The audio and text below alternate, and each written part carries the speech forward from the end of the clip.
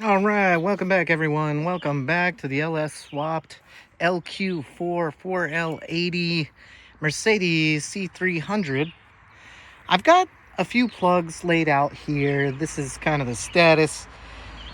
Still need exhaust, still need tuned, but most of all need safety.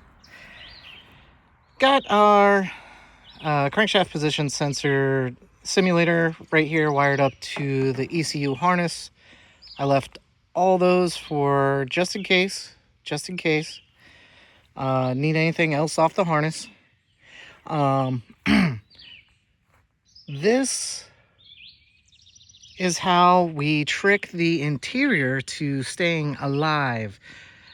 You know how if you don't, like if you turn it on in your car and you don't do something with a certain amount of time, everything shuts off inside?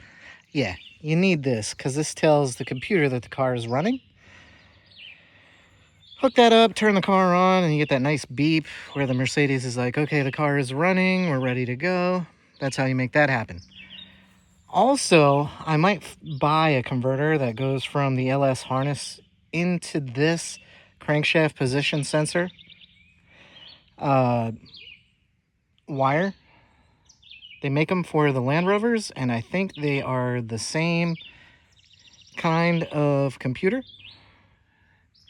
So that would take care of, like actually having a tachometer. I need to wire in this. This is key switch on under the hood.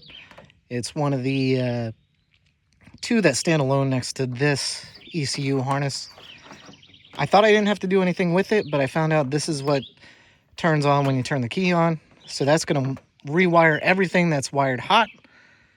Those switches behind this dash. Sorry, it's been quite a bit of pollen. Everything that runs these switches right here is going to be attached to the key switch, and that's the harness that's going to do it. Alrighty, and now 4L80, so the drivetrain is LQ4 4L80 out of a Chevy delivery van, and this is actually the plug that's on the side of the transmission. I've got the pin out. We're going to take this and make it so that it will not start in gear, because right now it can. And also we need this to run the reverse lights. So I'm going to find the reverse light wire, run it straight to the reverse lights on the back of the car. And then we will have everything we need for safety wise. Like I said in the beginning though, still need exhaust, still need a tune.